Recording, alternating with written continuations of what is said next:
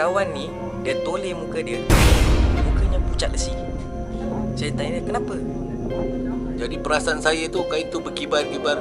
Tak sedap hati saya tengok betul-betul. Dah macam susuk. Mesti ada mengalami benda-benda yang seram. Sekiranya anda ingin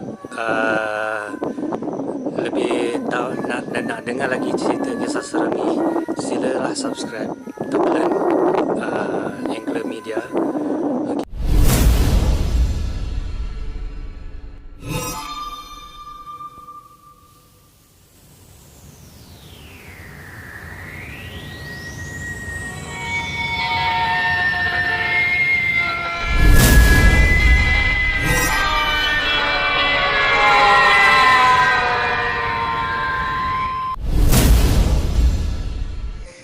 Assalamualaikum. Sekarang saya nak bertemu ramah dengan seorang pemancing yang mempunyai pengalaman yang menyeramkan. Dan pengalaman ni kita kongsi sama-sama dengan pemancing ni. Dan pemancing ni cukup hebat orangnya. Assalamualaikum. Kalau kita memancing ni, kadang-kadang keadaan tu di sekitaran tu kadang-kadang rasa macam ialah ngeri ke, seram ke, pengalaman kalau kita di rumah rakit lah. Ada suatu tempat tu, rumah rakit tu depannya semua kira hutan. Ini ceritanya mungkin kan, ceritanya kakak cantik lah.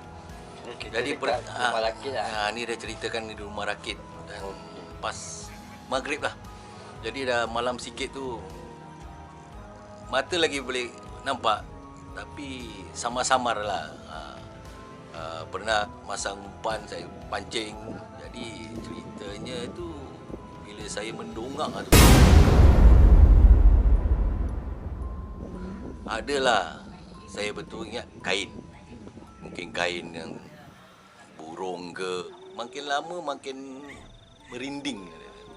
Bila saya lempar tu ke depan, betul berdepannya dengan makhluk ni. Jadi perasaan saya tu, kain tu berkibar-kibar. Tak sedap hati saya tengok betul-betul. Dah macam sosok lembaga ke. Susah nak cakap pasal yang nampak tu kain putih, berkibar-kibar gitu.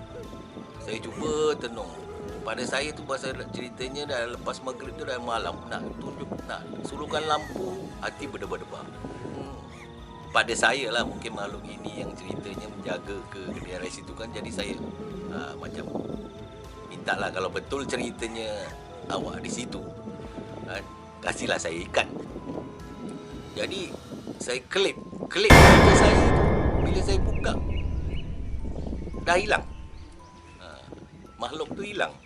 Jadi pada saya, ni mungkin permainan mata ke atau bagaimana kan. Lepas tu saya menoleh ke kanan, ada satu batu. Dengan tak semena tu saya toleh tu, nampak dia ke atas batu. Sosok tu nampak ke atas batu. Jadi saya tanya dengan serta-merta, bila saya minta gitu, langsung joran saya terus ke bawah. Betul punya besar ikan. Joran saya tu diterkam kuat. Langsung bunyi drag. Kalang kabut saya. Kalang kabut, tarik betul ikan nak. Tarik. Betul kuat itu ikan. Tak tahu ikan apa. Tapi bila teribanya sampai ke ujung perairan air itu, ikannya tak ada. Bila saya angkat, umpan lagi cantik, lagi hidup. Pasal saya pakai udang hidup. Tapi tak ada ikan. Jadi saya toleh balik ke kanan, tengok makhluk tu tak ada. Tapi bila ceritanya saya mendongak lagi, lepas lempar tu, dia ada dekat kerusi tu. Sengaja nak permainkan ke atau tidak ke. Jadi daripada ceritanya seram ni, jadi marah. Jadi tiba-tibanya marah tu, saya langsung lah terus makikan terus. Itu benda makhluk tu. Jadi tapi makhluk tu macam diam. Lagi sama juga berkibar. Tengok. Jadi ceritanya saya tu saya tak pedulilah. Tapi tentang ceritanya bila joran saya tu ditarik ikan betul-betul naik, ada satu ceritanya ikan itu siakap lah, ikan siakap. Saya lawan memang kuat, ikan memang besar. Tapi bila ceritanya dah sampai perairan air itu, siakap tu ludah balik. Dia macam meludah siakap tu. Jadi bila tibanya dah meludah tu, ladung saya, hook saya semua naik kat rakit tu. Jadi saya jadi pelik. Langsung saya bila toleh dekat sosok tu yang tadi duduk kat kerusi tu, saya baru meremang, bulu roma saya naik. Baru ceritanya macam perasan macam biji saga mata dia. Baru perasan tentang ceritanya, rambutnya panjang sampai ke bawah, sampai ke lantai. Tapi tetap kain tu berkibar. Jadi saya tak pedulikan sangat. Saya cubalah alih lah. Mungkin tak sedap kan. Saya alih pergi dekat, ada rakit tu ada bot kecil. Jadi saya duduk dekat bot kecil tu juga. Jadi saya lempar ke depan. Sama juga depan dia, lempar ke depan. Sama juga ditarik juga, kuat ditarik. Tapi sama, keadaannya sama. Angkat tak ada ikan. Udang lagi cantik, lagi hidup. Habis daripada gitu saya beralih lah ke tempat yang lain. Tapi bila saya beralih ke tempat yang lain, udang saya ni sekarang ceritanya bila dah lempar, saya udang kopek kat tepi. Tepi saya, box saya tu, ada saya keluarkan 2-3 biji. Pandangan saya tu ceritanya udang tu memang tak ada apa-apa, udang biasa, cuma belum kopek. Bila saya nak ambil taruh umpan tu, udang tu dah dikopek. 3-4 biji udang tu dah dikopek semua. Tak berapa fikirkan sangat, langsung saya hook udang, langsung saya lempar. Tak sampai tak salah dalam 5 ke 10 minit ada saya tunggu.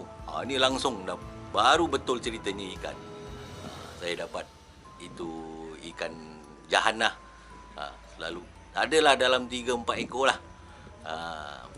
Jadi kita tak boleh tafsub lah tentang ceritanya benda-benda gini kan. Mungkin rezeki Allah nak kasih, bukan kerana ceritanya penampakan gini.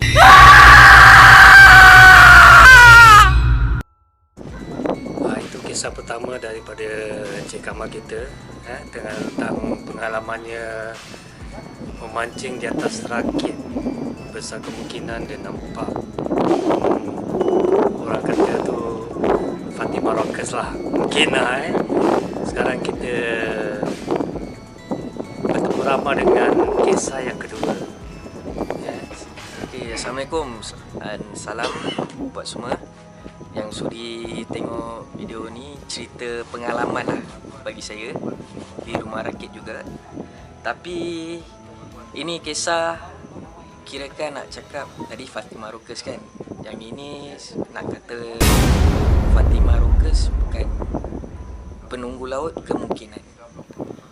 Yang kisah ni kirakan saya dengan teman lah, cuma 2-3 kawan yang ikut saya di rumah rakit ni. Kisah dia, kita menukar umpan. Bila dia nak masukkan umpan tu, dia campak ke arah sana. Tapi dalam setengah jam 20 minit saya tengokkan dia masih dengan posisi campak begitu sahaja. Umpan dia masih ada di situ. Lepas saya tengok ada yang tak kena lah dengan keadaan situasi ketika itu, saya tepuk dia. Kamu kenapa? Bila kawan ni dia toleh muka dia, mukanya pucat lesi. Saya tanya dia kenapa. Lepas tu dia menunjuk ke arah menggunakan mulutnya. Pasal tangan dia pegang joran kan. Bila dia tunjuk ke arah tu, memang nampak rumah rakit di tengah laut. Rambut jejak sampai ke atas dasar laut. Dengan benda itu berbentuk warna hitam. Owner rakit pun nampaklah keadaan tu. Dia yang beritahu ketika itu yang kawan saya nak campak joran tu. Dalam masa 20 minit, setengah jam saya cuci ikan dekat tandas lah kira kan. Saya minta izin dengan tauke, saya nak cuci ikan untuk bersihkan pasal berlumut. Untuk kita carikan satu kontena untuk simpankan ikan-ikan tu. Dari situlah owner panggil saya, kawan awak macam gitu dekat sana setelah awak pergi toilet dalam 20 minit setengah jam. Itu yang saya tegur. Saya pergi sana dan saya tepuk dia. Berbentuk berwarna hitam serta bertaring. Taring dia nak cakap boleh nampak lah, tapi wajahnya memang gelap. Rambut yang jejak ke lantai tu kusut, sungguh kusut. Cuma terapung di atas laut. So pada saya kemungkinan itu penunggu laut atau memang timing dia untuk cari makan ketika itu. Waktu tu dalam 2 pagi atau 3 pagi. Ini pengalaman yang dengan teman ni. Saya lepas tepuk dia, saya cakap jangan tegur, turun, pergi ambil air, cuci muka dan basuh muka. Dah buat bodoh, kita jangan ambil kisah. Pasal benda ni kalau kita tafsu sangat, dia akan inquiry sampai ke rumah. Ini pengalaman yang sebelum ini kita pernah lalui lah di tempat-tempat pantai. Itu nanti kita akan sambung di kisah yang lain lah. Sambung balik pada cerita yang ini. Selepas kawan saya yang nampak lembaga ni, saya tengok ke arah itu. Ketika itu dia mencuci muka. Dan dalam 5 minit keadaan terjadi itu, ikan bawal pun timbul depan kita. Kira terapung mati, tapi ada bekas 2 taring. Itulah pengalaman yang tak dapat dilupakan. Ada seram, ada kelakar, ada seram sejuk. Macam-macam adalah perasaan ketika itu. Cuma kita sambung kerana waktu rakit sampai ke pagi. Kita sambung sampai ke pagi, alhamdulillah. Tapi rezeki kita lumayanlah ketika itu. Itu saja pengalaman tu yang saya lalui lah, yang cerita ini. Okey, terima kasih. Itu kisah kedua daripada pemancing kita. Tak pasti juga mungkin genderowong laut ataupun mungkin penunggu laut ya katanya. Cerita untuk para pendengar atau kalau ada English media, saya harap jangan terikut-ikut. Ini buat sekadar hiburan dan pengalaman kami aja. Jangan kita terlalu percaya benda-benda inilah. Pasal kalau kita terlalu nafsu sangat pun tak berapa bagus. Ingat pada yang satu aja. InsyaAllah apa-apa kita doa yang terbaiklah untuk semua English. Kita ni sebagai seorang pemancing mesti ada mengalami benda-benda yang seram. Sekiranya anda ingin lebih tahu nak dengar lagi cerita kisah seram ni, silalah subscribe Tebelan Angler Media.